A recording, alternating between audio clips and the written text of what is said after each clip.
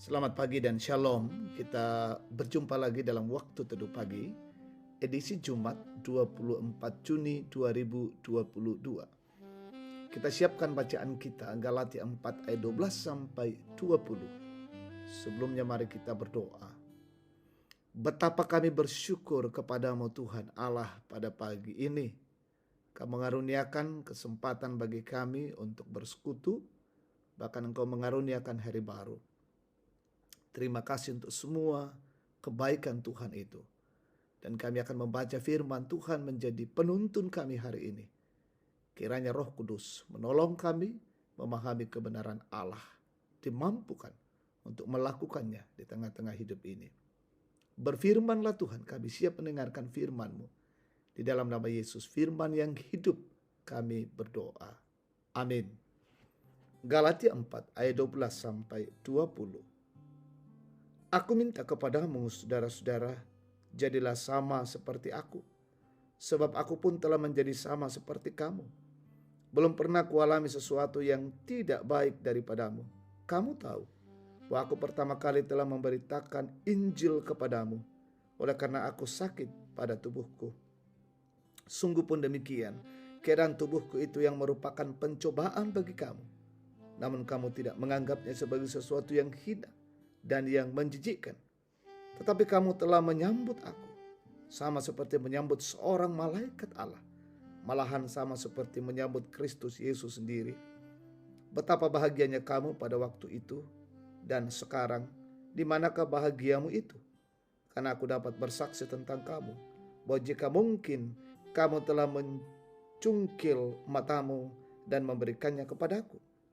Apakah dengan mengatakan kebenaran kepadamu aku telah menjadi musuhmu? Mereka dengan giat berusaha untuk menarik kamu, tetapi tidak dengan tulus hati, karena mereka mau mengucilkan kamu, supaya kamu dengan giat mengikuti mereka. Memang baik kalau orang dengan giat berusaha menarik orang lain dalam perkara-perkara yang baik, asal pada setiap waktu dan bukan hanya bila aku ada di antaramu. Hai anak-anakku, karena aku menderita sakit bersalin lagi, sampai rupa Kristus menjadi nyata di dalam kamu. Betapa rinduku untuk berada di antara kamu pada saat ini, dan dapat berbicara dengan suara yang lain, karena aku telah habis akal menghadapi kamu. Amin. Firman Tuhan. Tema kita menentang ketidakadilan. Saudara-saudara, memperjuangkan keadilan dan menentang penyimpangan seharusnya menjadi ciri dari kehidupan orang percaya. Pertanyaannya, apakah kita mampu dan berani untuk mengatakannya? Salah seorang tokoh reformasi gereja bernama John Hus dari Republik Ceko sangat terkenal menentang adanya penjualan surat pengampunan dosa, praktek korupsi, dan ketidakadilan yang terjadi dalam gereja. Ia sangat gigih dalam menegakkan pengajaran yang ia yakini berdasarkan pada Alkitab. Sebagai akibat dari ketegasannya dalam soal kebenaran, akhirnya dia dipenjara, bahkan dihukum mati. Menghadapi eksekusi mati, John Hus hanya mengatakan, Tuhan Yesus Kristus, hanya karena Injil lah aku melalui dengan sabar dan rendah hati dalam menghadapi kematian yang menakutkan, hina, dan kejam ini. Sama halnya Rasul Paulus dalam pelayanannya sering mendapat penolakan dari berbagai pihak, khususnya orang-orang yang merasa kuat dan berkuasa. Paulus ditolak karena dia sangat gigih dan tegas menolak penyimpangan dan ketidakadilan dalam gereja. Namun dia tidak pernah takut dan mundur sedikit pun. Bahkan ia secara tegas memberi jawaban, apakah dengan mengatakan kebenaran kepadamu aku telah menjadi musuhmu? Rasul Paulus tidak peduli apakah dia harus dimusuhi atau tidak. Baginya kebenaran dan keadilan harus ditegakkan apapun resikonya.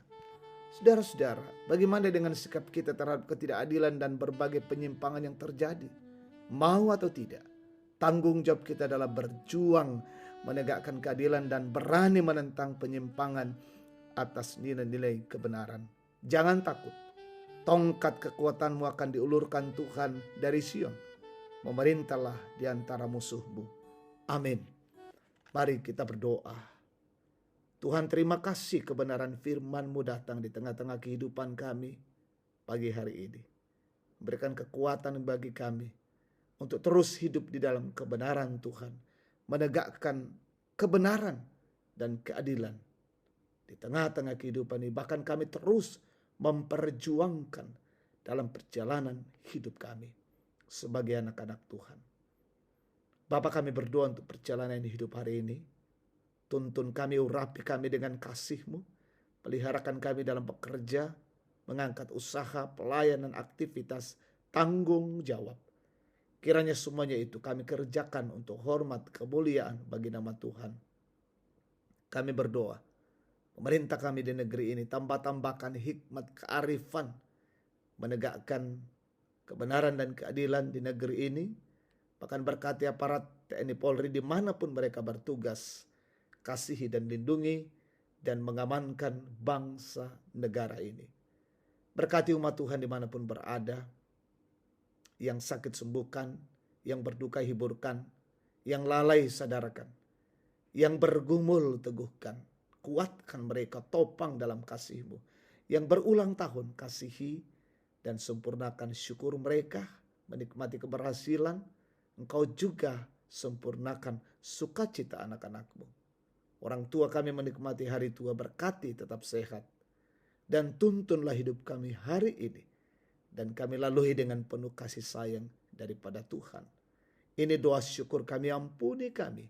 Di dalam nama Yesus firman yang hidup kami berdoa. Amin. Demikian waktu terus bersama, Tuhan memberkati kita.